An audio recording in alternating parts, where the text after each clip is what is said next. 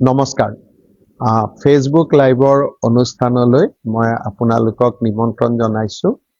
এটা বিশেষ বাতৰি বা বিশেষ খবৰ দিয়াৰ বাবে মই অকণমান সময় আপোনালোকৰ পৰা লৈছোঁ। পোনপ্ৰথমে আজি ৰাভা দিৱস। মই কলাগুৰু বিষ্ণুপ্ৰসাদ ৰাভাৰ প্ৰতি মই মোৰ শ্ৰদ্ধা নিবেদন কৰিছোঁ। অলপ আগতে এটা ভাল খবৰ আমাৰ ৰাজ্যখনলৈ আহিছে। ইউৰোপিয়ান ইউনিয়নৰ এম্বেছাডৰ হাৰ্ভে ডেলফিন তেওঁ কিছুদিন আগত গুৱাহাটীলৈ আহিছিলে। আজি তেওঁ আমাৰ অসম চৰকাৰৰ মুখ্য সচিবক এটা বাৰ্তা প্ৰেৰণ কৰিছে যে ইমান দিনে ইউৰোপিয়ান ইউনিয়নে তেওঁলোকৰ দেশৰ পৰ্যটকসকলক অসমলৈ আহিবৰ কাৰণে বাধা প্ৰদান কৰিছিলে বা সতৰ্ক কৰিছিলে যে অসম এখন অশান্ত জৰ্জৰিত ৰাজ্য, তাতে পৰ্যটকসকল নোযোৱা ভাল আৰু গলেও যথেষ্ট সতৰ্ক হৈ থকাৰ প্ৰয়োজন। আজি ৰাতিপুৱা আমাৰ মুখ্য সচিবক ইউৰোপিয়ান ইউনিয়নৰ ভাৰতত থকা এম্বেছাডৰ গৰাকীয়ে জনাইছে যে অসমৰ পৰিৱেশ আৰু পৰিস্থিতি পৰ্যালোচনা কৰাৰ পিছত তেখেতসকলে অসম ভ্ৰমণৰ ক্ষেত্ৰত তেওঁলোকৰ দেশৰ নাগৰিকসকলৰ ওপৰত থকা প্ৰতিবন্ধকতা বা ৰেষ্ট্ৰিকশ্যন বা সীমাবদ্ধতা যোৱাকালিৰ পৰা আনুষ্ঠানিকভাৱে প্ৰত্যাহাৰ কৰিছে। ইয়াৰ চমুকৈ অৰ্থটো হ'ল এইটোৱে যে ইউৰোপিয়ান ইউনিয়ন বুলি ক'লে আমি বিশ্বৰ ২৭খন দেশৰ এটা গোটক বুজো। Austria, Belgium, Bulgaria, Croatia, Cyprus, চেক Republic, Denmark, Estonia, Finland, France, Germany, Greece, Hungary, Ireland, Italy, Latvia, Lithuania, Luxembourg, Malta, Netherland, Poland, Portugal, Romania, Slovakia, Slovenia, Spain and Sweden. অৰ্থাৎ এতিয়াৰ পৰা এই ২৭খন ৰাজ্যৰ নাগৰিক তেওঁলোকৰ ওপৰত যি প্ৰতিবন্ধকতা আছিল বা সতৰ্কবাণী আছিল বা সীমাবদ্ধতা আছিল তাক যোৱাকালিৰ পৰা প্ৰত্যাহাৰ কৰা হৈছে। অৱশ্যে অশান্ত অঞ্চল আইন এতিয়াও প্ৰযোজ্য হৈ থকা বা আপচা, য'ত arm force special power act এতিয়াও প্ৰযোজ্য হৈ আছে, চৰাইদেউ, ডিব্ৰুগড় আৰু তিনিচুকীয়াৰ ক্ষেত্ৰত এই প্ৰতিবন্ধকতা তেওঁলোকে এতিয়াও প্ৰত্যাহাৰ কৰা নাই, যিহেতু তাত arm force special power act এতিয়াও আছে।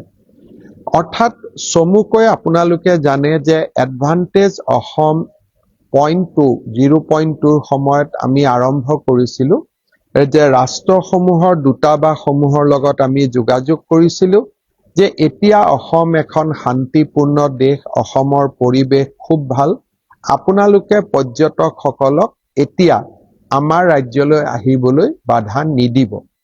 সেই সময়তে আমাৰ অনুৰোধ ৰক্ষা কৰি অষ্ট্ৰেলিয়া আৰু জাপানে অসম ভ্ৰমণৰ ওপৰত থকা প্ৰতিবন্ধকতা বা সীমাবদ্ধতা প্ৰত্যাহাৰ কৰিছিল।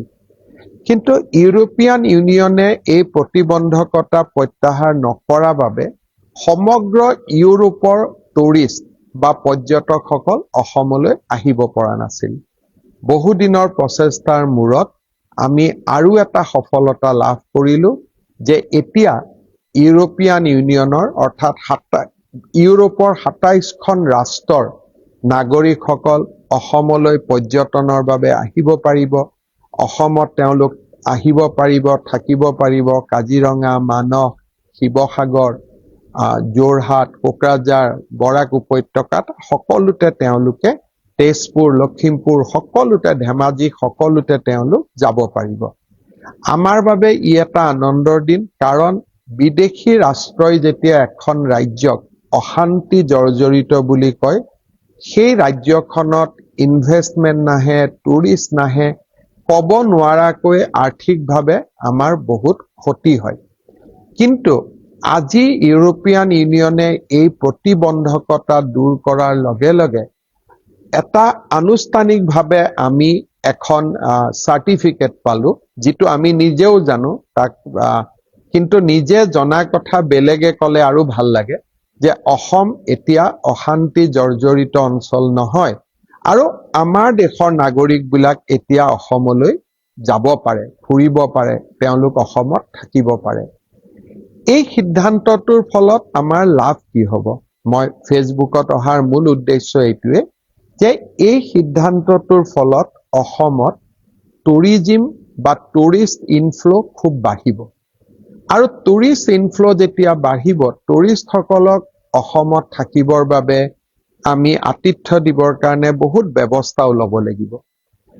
নো ডাউট অসমত বহুত 5 ষ্টাৰ আহিছে, অসমত নতুন হোটেল আহিছে, কিন্তু ইউৰোপৰ টুৰিষ্টসকলে 5 ষ্টাৰত থাকিব নোখোজে, কাৰণ তেওঁলোকে নিজৰ দেশত যথেষ্ট 5 ষ্টাৰ দেখিছে বা তেওঁলোকৰ জীৱন ধাৰণৰ লগত ডাঙৰ ডাঙৰ হোটেলবিলাক জড়িত হৈ আছে।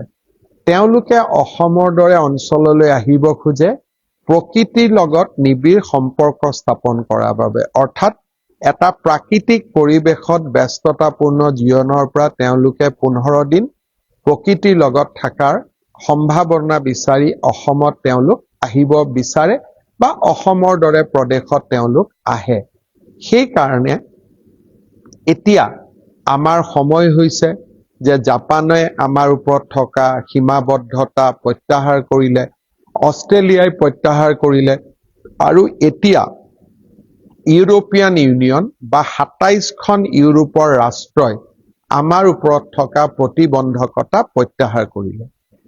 এতিয়া সময় হৈছে আমি হোম ষ্টেৰ পৰিকল্পনা কৰা, সময় হৈছে আমি প্ৰকৃতিৰ লগত জড়িত হাট, জুপুৰি বা প্ৰকৃতিৰ লগত জড়িত কেম্প সাইট নিৰ্মাণ কৰা, আৰু অসমৰ জাতি উপজাতি বিভিন্ন জনগোষ্ঠীৰ খাদ্য সম্ভাৰসমূহ আমি বিদেশী পৰ্যটকসকলৰ বাবে উলিয়াই দিয়া, আৰু লগত তেখেতসকল যেতিয়া আহিব অসমৰ প্ৰাকৃতিক সৌন্দৰ্যও তেওঁলোকে উপভোগ কৰিব পাৰিব।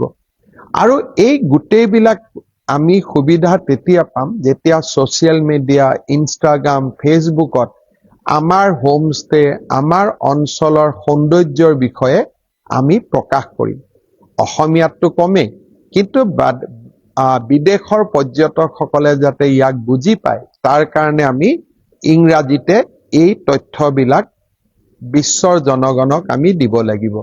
মই অসম পৰ্যটন নিগম বা আমাৰ টুৰিজিম ডিপাৰ্টমেণ্টকো নিৰ্দেশ দিম যাতে খুব এটা ধুনীয়া ৱেবছাইট হয়, সকলো হোম ষ্টে তাত পঞ্জীয়নভুক্ত হয়, আৰু এটা ৱেবছাইটৰ পৰাই সমগ্ৰ ৰাজ্যৰ হোম ষ্টেসমূহত যাতে তেওঁলোকে বুকিং কৰিব পাৰে, আৰু তেওঁলোকে এটা ছিংগল উইণ্ডৰ জৰিয়তে অসমৰ যিকোনো পৰ্যটনস্থলীলৈ বা পৰ্যটনস্থলীত নিৰ্মাণ কৰা হোম ষ্টে আদি তেওঁলোক আহিব পাৰে। পৰ্যটনে আটাইতকৈ বেছি নিযুক্তি দিয়ে।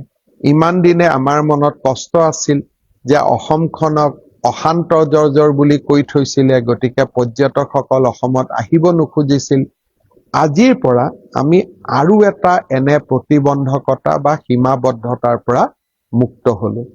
আত্মনিৰ্ভৰ অসম আমি কেনেকৈ আমাৰ অসমখনক পৰ্যটনৰ কেন্দ্ৰ কৰি নিৰ্মাণ কৰিব পাৰো, আমি নিশ্চিতভাৱে সকলোৱে প্ৰচেষ্টা কৰিব লাগিব। এটা ভাল খবৰ আপোনালোকক জনালো, কিন্তু খবৰ হৈ থাকিব যেতিয়া খবৰক আমি আমাৰ ইতিবাচক দিশলৈ আমি ৰূপান্তৰ নকৰো। আজি ইউৰোপিয়ান ইউনিয়নে সীমাবদ্ধতা প্ৰতিবন্ধকতা প্ৰত্যাহাৰ কৰিলে, তাৰ মানে এইটো নহয় যে অহাকালিৰ পৰা হাজাৰ হাজাৰ টুৰিষ্ট অসমত আহিব। আমি ভাল হোম ষ্টে বনাব লাগিব, সুন্দৰ হোটেল বনাব লাগিব, আমাৰ পৰ্যটনস্থলীসমূহ আমি চাফ চিকুণ সুন্দৰ কৰি ৰাখিব লাগিব, আৰু আটাইতকৈ ডাঙৰ কথা আমি আমাৰ নিজৰ গাঁওখন, আমাৰ নিজৰ অঞ্চল বা আমাৰ পৰ্যটনস্থলীৰ বিষয়ে আমি ছ'চিয়েল মিডিয়াত খুব বেছিকৈ প্ৰকাশ কৰিব লাগিব। আজি আৰু বিশেষ নকওঁ, আপোনালোকে জানেই যে 1, 2, 3 তাৰিখে আমি আৰু কিছু অতিথি খুব হাই ডিগনেটৰিজ বুলি আমি কৈছো তেওঁলোক অহাৰ আমি অপেক্ষা কৰি আছো অসমখনক বিশ্ব মানচিত্ৰত লৈ যাবৰ বাবে আমি চেষ্টা কৰি আছো মাত্ৰ আপোনালোকৰ সহায় আৰু সহযোগিতা লাগে এই ফেসবুক লাইভত আমাৰ ৰাজু কৰ্মকাৰে চাই আছে ভনিতা ডেকা আমাৰ ফেসবুক লাইভ চাই আছে ৰাশন ৰাভা তেখেতে চাই আছে ভাৰ্গৱ কাকতি ফেসবুক লাইভ চাই আছে ৰিনাই ফেসবুক লাইভ চাই আছে দীপ মৰাণে ফেসবুক লাইভ চাই আছে পল্লৱী ভূঞাই ফেসবুক লাইভ চাই আছে আমাৰ মন্ত্ৰী বিমল বৰাই ফেসবুক লাইভ চাই আছে স্বপ্না সঞ্জয় আগৰৱালা এই ফেসবুক লাইভ চাই আছে নিকলেশ দাস